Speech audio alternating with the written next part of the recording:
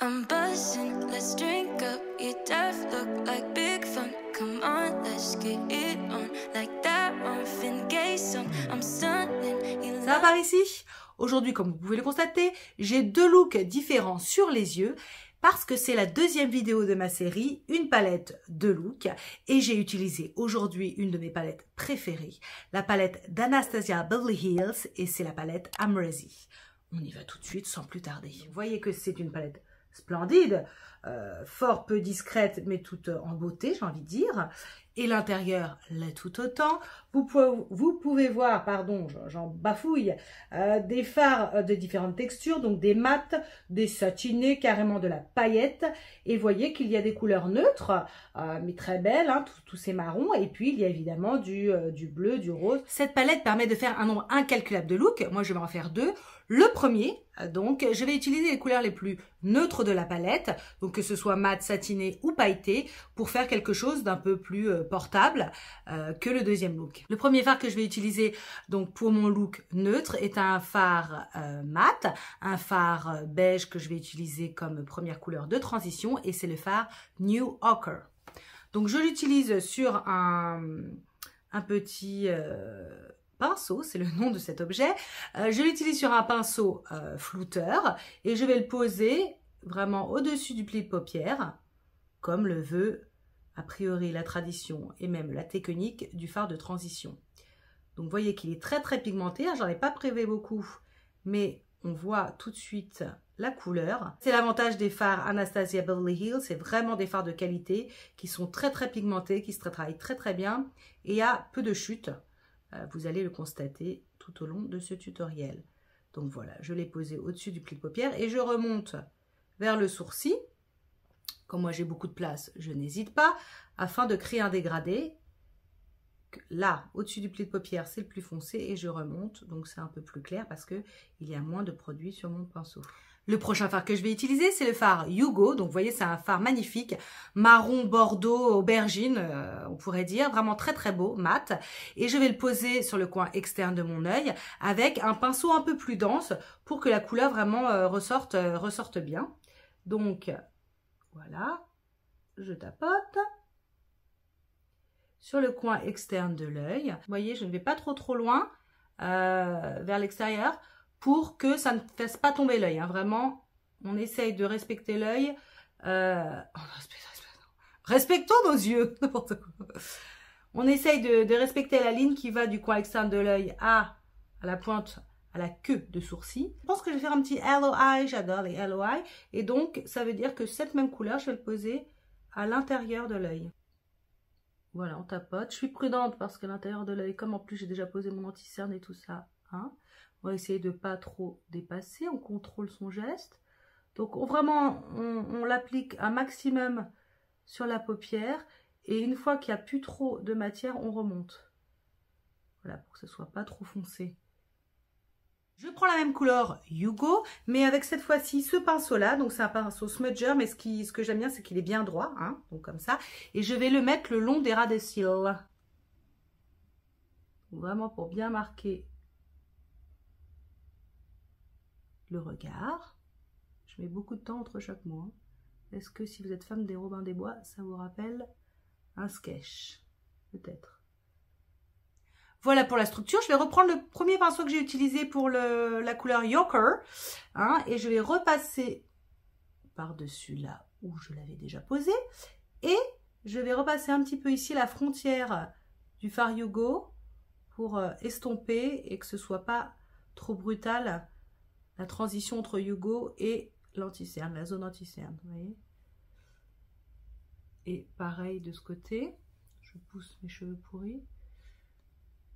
Voilà.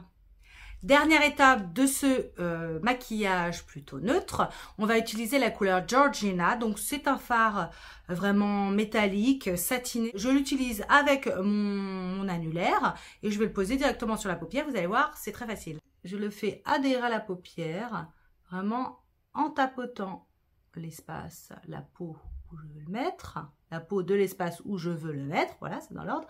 Et je dépasse un tout petit peu sur Hugo, donc l'espèce de marron aubergine, des deux côtés, intérieur, extérieur. et je remonte aussi vers le fard Yoker pour que ça ne fasse pas juste 3 couleurs, mais qu'il y ait une transition entre chaque couleur. Hein.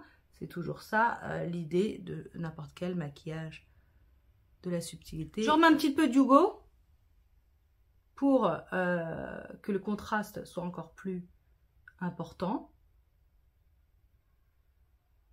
Et je remets un petit coup de Yoker aussi, toujours pour cette histoire de contraste. On voit bien vraiment les 3 couleurs. Pour compléter ce maquillage, pour le finir, on va mettre le fard Hugo sur le ras de cils inférieur avec le pinceau qu'on a utilisé précédemment, le Smudger. Je vais vous donner le numéro parce que c'est un super pinceau de Zoeva, c'est le 226. On l'a utilisé pour le poser sur le ras de cils supérieur. Bon, on fait la même chose sur le ras de cils inférieur. Donc, on tapote, hein, c'est toujours la même histoire. On part bien du coin extérieur de l'œil et on remonte vers l'intérieur. On va vers l'intérieur, on ne remonte pas forcément. Alors, dans l'idée, moi, comme j'ai les yeux assez fatigués, comme vous le constatez, et pas des très très grands yeux, je ne vais pas aller jusqu'au bout. Mais si vous vouliez le faire vous-même, surtout ne vous gênez pas. Moi, je trouve que ça m'ouvre quand même plutôt l'œil de ne pas aller jusqu'au bout. Dernière étape de ce premier look, je vais me recourber les cils parce que mes cils, moi, sont très très fins et surtout très très droits. Donc, le fait de les recourber m'ouvre vraiment plus le regard et permet de valoriser mon maquillage, mon travail précédemment effectué. Et bien sûr, je vais mettre du mascara sur les cils du haut et du bas.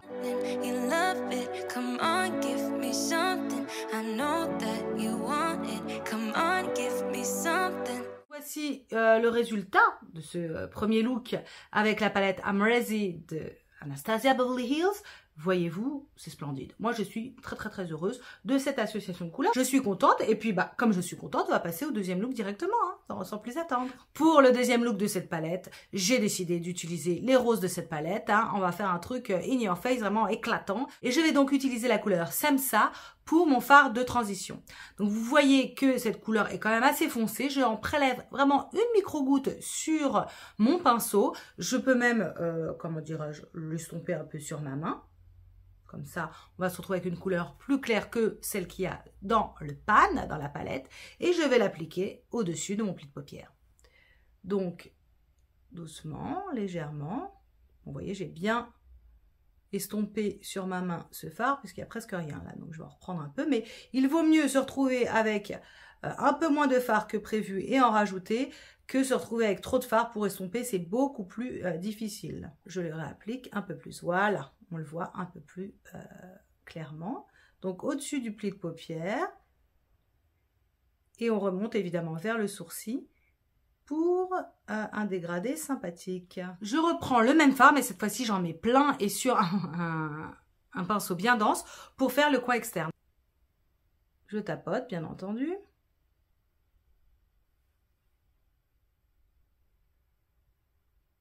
Et je remonte vers la couleur transition.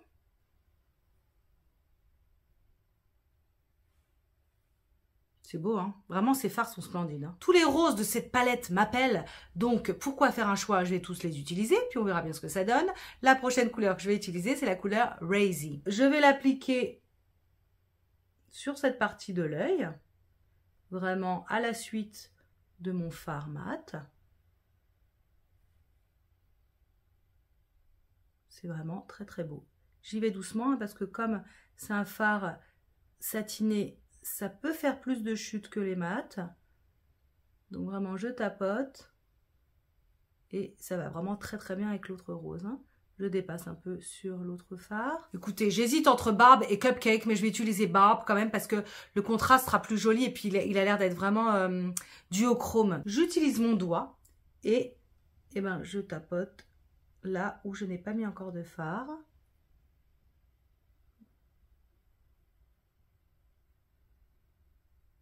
Voyez-vous ce que ça donne ou pas? Je suis un peu tout tordu là, non? Ouh là là!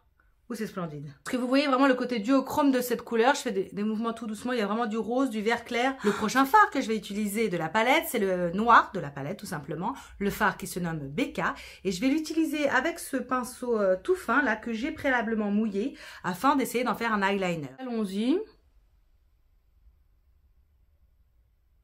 Bah, ça marche parfaitement bien cette technique, vous voyez? Je sais pas si vous voyez bien. J'ai mouillé le fard noir, donc BK, avec un fixateur. Donc là, c'est le fixateur de MAC Fixe Plus, voilà.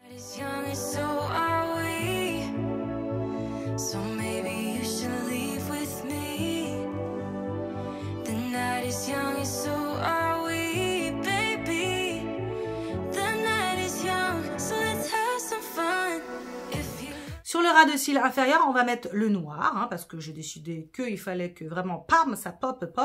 Donc la couleur BK, que j'utilise avec toujours ce même pinceau que j'adore, hein, qu'on a utilisé pour l'autre look, le 226, le Smadja. On va le tapoter comme cela, vraiment en insistant sur le coin externe, comme on a fait de l'autre côté. Hein. Et on les tire vers l'intérieur de l'œil.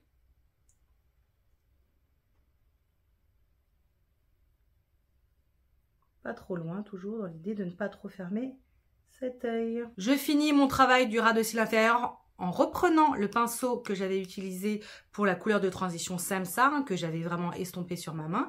Et je vais juste diffuser les bords du noir pour essayer de mettre un peu de rose en bas pour rappeler les couleurs du haut. Tout simplement. Comme pour l'autre œil, recourbage, mascara, toujours le Lash Paradise Waterproof de L'Oréal, un de mes mascaras préférés.